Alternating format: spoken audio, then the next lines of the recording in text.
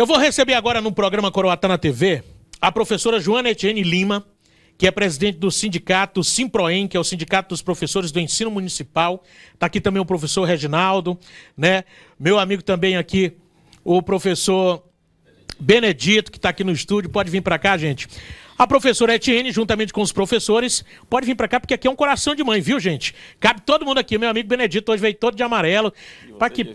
De verde. Que pena que a nossa seleção brasileira ontem levou um show lá no Uruguai. Perdemos ontem a seleção brasileira. Que coisa, hein? Que fracasso. Eita, seleção. Mas vamos falar de coisa boa, vamos falar de luta, de conquista, que é o que a gente deseja para essa turma de professores. Professora Joana Etienne, muito bom dia. É um prazer receber a senhora aqui, aos professores. Vem aí uma grande assembleia dos professores, né? Do seu sindicato, está convocando todo mundo. Bom dia, tudo bem? Bom dia, gente. Bom dia, povo de Coroatá, bom dia, professores, bom dia, feirantes, todo mundo. Então, tenham um bom dia, que a paz do Senhor esteja todo com vocês. O sindicato continua na luta ainda pelos seus direitos, né? A gente está tentando, gente, a gente está tentando da melhor forma que as condições estão aparecendo com as possibilidades que nós temos. Então, nossa vinda aqui ao programa do seu Antônio é justamente... Eu vou chamar de seu Antônio. Fica à vontade. É justamente para convocar os professores para uma Assembleia Geral que vai ocorrer dia 23, lá na sede do Sindicato dos Comerciários, não é isso? Certo. É do lado dos Correios, que a gente vai tocar alguns pontos em relação à educação. E também sobre como o sindicato está agindo em relação a algumas demandas. Apesar de não aparecer, a gente está lutando. Agora, sim, é uma luta que, vamos dizer assim, o Golias, né, contra Davi, né, na história da Bíblia. É isso, Davi contra Golias, que eu não sou muito boa da Bíblia, mas, assim, é bem grande. E essa assembleia é uma das coisas que a gente vai tocar em relação ao PCCS. A gente chega a esse ponto de vir a mídia justamente para tentar falar para o professor de Coroatá e para a comunidade de Coroatá que a gente já vem há 3 anos, não é isso? 3 anos dialogando com o governo, dialogando, sendo solícito em relação às demandas do governo, em relação ao que compete ao sindicato, justamente para não ferir nenhum interstício de jurisdição, nem da parte do governo, nem da nossa parte. Porque o nosso intuito não é atrapalhar. Mas a gente está aqui para defender os direitos dos professores. Claro. Então, em relação ao PCCS, nós fizemos uma audiência pública lá na Câmara de Vereadores, que foi procurador, foi secretário, e ficou tudo acordado que a gente faria em menos de um mês, a gente faria a atualização desse PCCS. PCCS esse que é de 2016, não é isso, Reginaldo? Isso agora já nesse novo governo, no governo Já foi nesse novo governo, no segundo mandato, porque no primeiro mandato eu não estava à frente, estava à frente Reginaldo, só que eles apontaram a ilegalidade dentro do sindicato em relação à carta sindical. Porém, isso não invalida a luta do sindicato, mas verdade. Como Coroatá, o governo colocou como base a representação só poderia ser a partir da carta, nós temos a carta, eu fui eleita e a gente começou o diálogo, seu Antônio. E a gente foi para a Câmara, ainda era o procurador anterior, conversamos, fizemos todas as demandas que eles disseram, os pontos que eles disseram que poderiam nos atender, nós fizemos audiência, conversamos com a categoria, colocamos questões como a redução de carga horária para professor que tem 50 anos, está com 21 anos de sala, coisa que quase todos os municípios aqui ao nosso redor dá essa possibilidade do professor, quando chegar a 50 anos, a mulher, ela ter sua redução de carga horária. E a gente colocamos a questão da educação especial, colocamos ainda a questão dos 11 centavos, que eu vou deixar para os meus colegas falar, porque cruel, essa daqui, a palavra que eu mais ouvi é que é uma lei imoral que seria resolvida. E nós estamos, quiçá, já entrando no praticamente... Quase 8 anos isso aí, 8 anos, né? Só do atual governo da Tereza, isso aí. Pois é. Quase então, 9 assim, anos. é uma coisa que é imoral, mas que ninguém resolveu até agora. Em relação ao nosso PCCS, e a gente está aí, a gente mandou ano passado a gente mandou dia 6 de novembro para o atual procurador. Depois a gente sentou com ele, ele mandou para a SEDUC e nos disseram que a partir do momento que fosse fazer a estabilidade do pessoal do segundo concurso, a gente iria sentar para a gente conversar. Seu Antônio, a gente já está em outubro. É verdade. E não tem nada, não chama sempre. E uma coisa eu vou ressaltar, sempre nós somos bem atendidos dentro do governo, em relação do professor Elton. Porém, assim, é um recebimento, mas que não há uma ação. Que não há um resultado. Não há um resultado. Então, assim, a gente fica nessa amorosidade. Nessa amorosidade, a gente é bem recebido, mas não age. E o que eu estou falando aqui foi plataforma de governo do atual prefeito. Ele disse que iria atualizar, né, o nosso PCCS, porque diziam que o PCCS anterior não prestava. Então, mas é o que ainda, graças a Deus, a gente tem o anterior, porque se a gente não tivesse, acho que seria bem pior. Vai ser discutido nessa Assembleia também a questão do precatório, porque está todo mundo nessa expectativa desse bendito precatório que não cai de jeito nenhum. É uma luta também, né?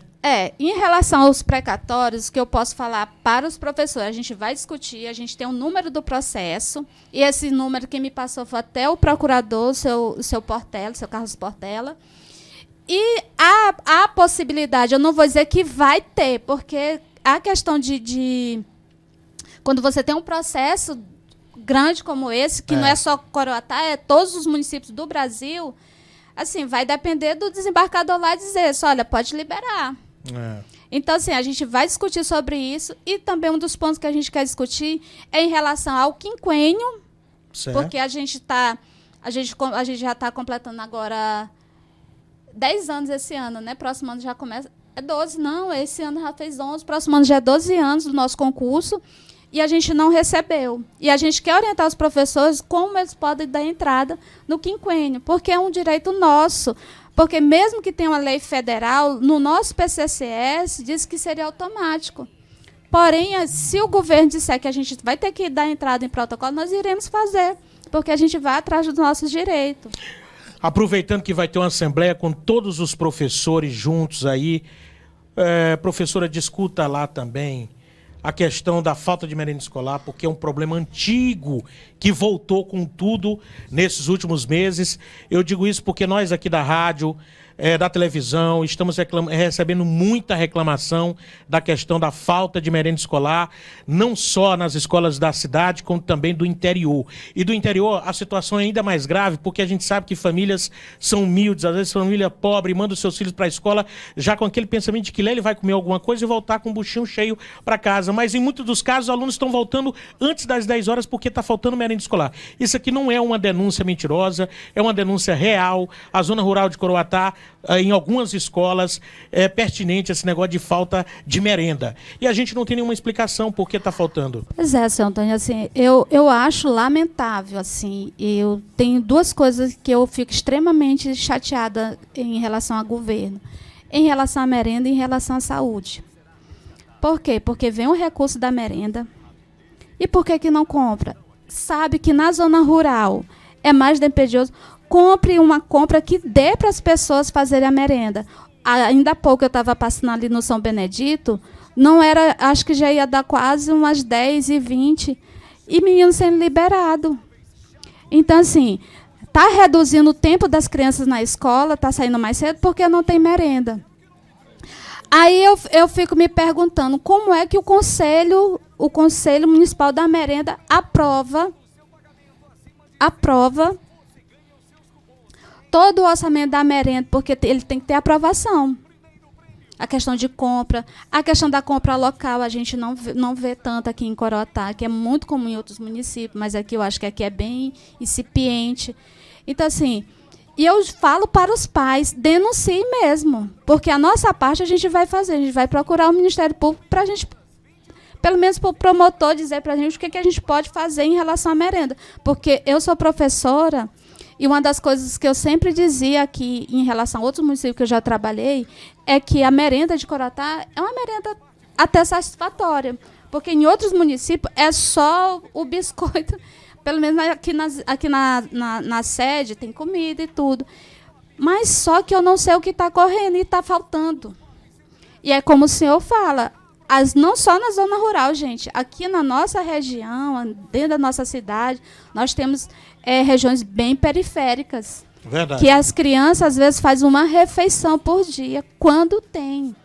Então, quando a criança vai para a escola, ela quer merendar. E outra, isso é cientificamente provado. A pessoa com fome, seu Antônio, ela não consegue aprender.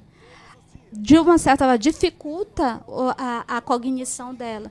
Então, assim, será se não tem humanidade nessas pessoas?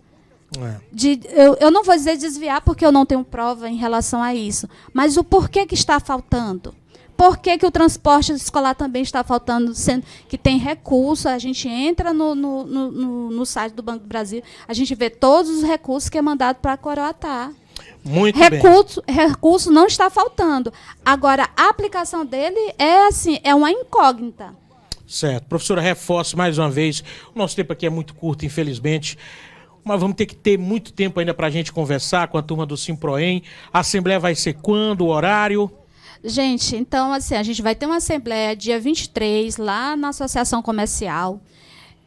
A partir das 19 horas. Eu gostaria que os nossos colegas professores fossem, porque, seu Antônio, eu sei o quanto é difícil o professor ir para esses eventos, por conta de represália. É verdade. Então, assim, mas não se preocupe, gente. Eu sempre digo, eu falo o seguinte, que se você não luta pelos seus direitos, ninguém vai lutar. Governo nenhum te dá direito.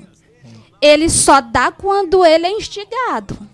Então, não se acovardem, vamos para a Assembleia, vamos sair lá com nossas diretrizes e vamos até com o governo, para eles nos dar uma resposta, porque é insalubre, é imoral o que nós estamos vivendo. Há 3 anos a gente está nessa pendência e nada. É verdade. Verdade. Antes de encerrar aqui, quero falar com meu amigo professor Reginaldo, está aqui também. Reginaldo, nós temos que discutir, lá nessa Assembleia tem que ser discutido esse negócio. A gente começou falando do 11 centavos, eu tinha esquecido disso aí. Cara, isso é antigo, está quase 8 anos. 11 centavos por caminho percorrido. Sabe o que eu não esqueço? É dos vereadores que hoje são situação, na época da Tereza, eles eram tudo oposição.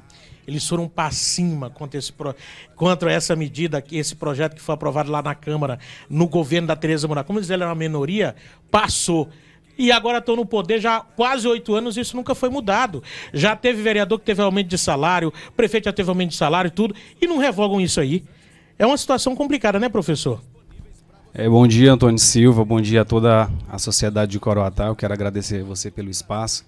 E, de fato, Antônio Silva, é uma situação chata, imoral e que desvaloriza muito a nossa classe dos professores, porque a educação pública ela tem como fim último, né, todos os recursos, todos os esforços devem ter como fim último a valorização da educação, para que o aluno ele seja o mais beneficiado. E para isso você precisa estruturar as escolas, você precisa valorizar os profissionais da educação e você precisa também manter merenda nas escolas. E o que nós vemos, infelizmente, atualmente em Coroatá é uma reclamação geral da falta de lanche escolar.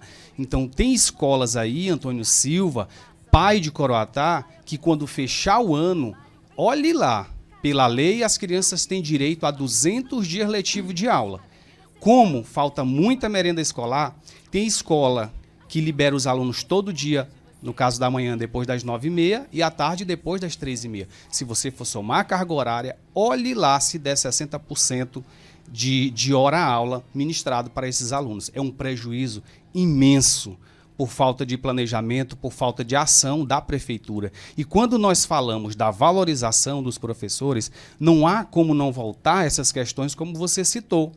Nós temos uma lei de incentivo a quem trabalha na zona rural, que ela paga apenas 11 centavos por quilômetro percorrido. E isso foi algo bastante criticado na verdade. época, né? Uma lei que tem 8 anos, agora em fevereiro vai completar 9 anos, quase 10 anos.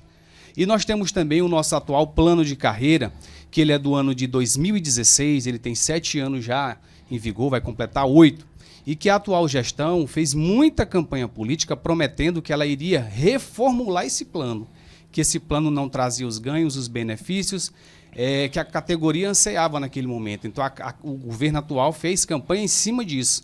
E pasmem, sociedade de Coroatá, e eu faço assim um pedido chateado mesmo, porque, como a professora Joana disse, o governo sempre nos recebe bem, nos trata bem, faz o compromisso, mas quando dá na hora da ação, de executar, nada acontece.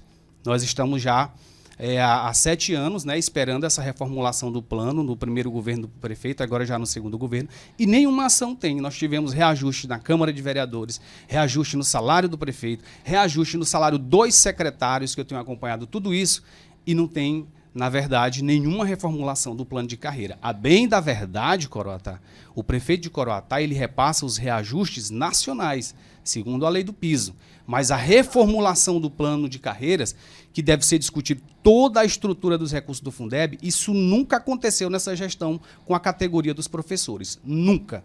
Nunca a gestão discutiu o orçamento do Fundeb com a categoria, com o intuito de reformular o plano de carreira. Isso é uma grande verdade. Isso tem sido algo que está virando chacota, porque o sindicato vai, senta na mesa, é bem recebido e não tem retorno de nada. Para você ter uma ideia, o orçamento só aumenta anualmente. 2021, quase 84 milhões de reais só de Fundeb, Coroatá. 2022, quase 106 milhões de reais só de Fundeb, Coroatá. Agora 2023, até o momento, até o mês de outubro, mais de 75 milhões de reais só de Fundeb. Será que a categoria de professores, formadora de opinião, que sabe da estrutura administrativa que tem a educação, o sindicato não tem o direito de discutir com o município o que tem que ser feito com esses recursos no intuito da valorização? Será que só passar os reajustes, fazer um favor ou outro, querer calar a boca dos professores, é valorizar a educação? Não é. Professores, a gente precisa sim reunir, a gente precisa, como disse a presidente, levantar as diretrizes e procurar o governo municipal de todas as formas para tentar resolver essas situações.